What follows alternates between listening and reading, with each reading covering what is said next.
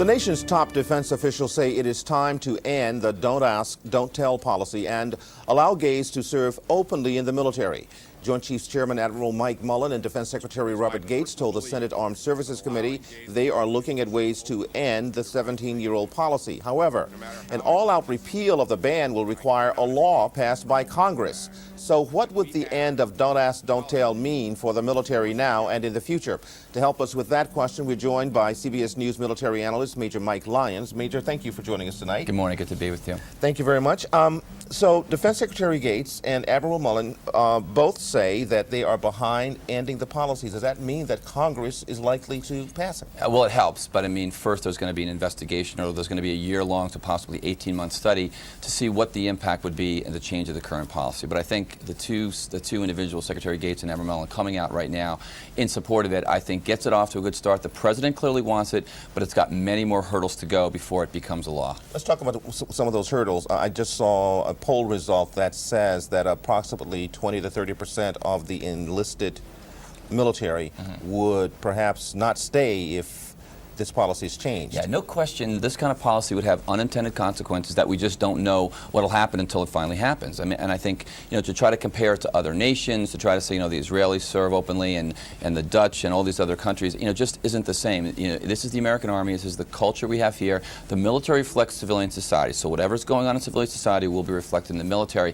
We just have to see what happened. Part of that investigation or part of that analysis will determine what are those possible unintended consequences of changing the policy. If we can look back for a moment to 17 years ago, I never quite understood why the don't ask, don't tell policy was instituted in the first place. I mean, what happened prior? Because if you tell now, you're still kicked out, and you were kicked out before, weren't you? Prior, it was illegal. If you it was a chapterable offense. If you were gay and within the military prior to 1993, as soon as that came out, you were chaptered out of the military. You were separate from the military. It was considered unfit for military service.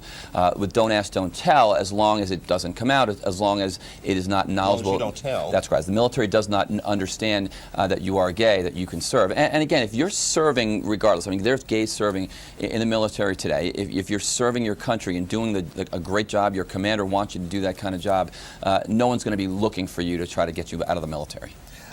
Has the military environment changed for don't ask, don't tell? I mean, is there more acceptance now, if you will, of gays in the military? Yeah, I think there has been. We have to look at the command. A lot of it has to do with the cultures of the specific units that are out there. But again, the military reflects the civilian society. So if it's been accepted in the civilian society, then the military is going to make that adjustment. I know Senator McCain, for example, thinks we need to get the opinion of the military leaders to see what they think. This is all part of this process that'll take over the next 12 to 18 months. So the policy, don't ask, don't tell, was it effective from a military standpoint? I think it was, and it operationalized what I think was going on before, because we had gays in the military before, and some were being separated, but clearly they were serving. General Colin Powell, a very smart guy, knew what was going on, operationalized what was going on already. Now in 17 years, you have a president that wants to make the change. He's adamant about it, and now that the process has started, it's going to take, again, that 12 to 18 months. One of the stories I saw early on, well, not early on, but a few years ago, was that a lot of the language analysts were kicked out, some of them, just at the beginning of the Iraq War, right, when you needed Arabic speakers. Some of them happened to have been gay, and they were gone. Yeah, it's one of those two sides to every story. I don't know the other side to that. I did see one individual speaking about that, and they said they would come back and serve today. But again, something must have happened. I mean, the military is not going to turn away those individuals. The commanders got involved. Right now, for example, they'll change the policy.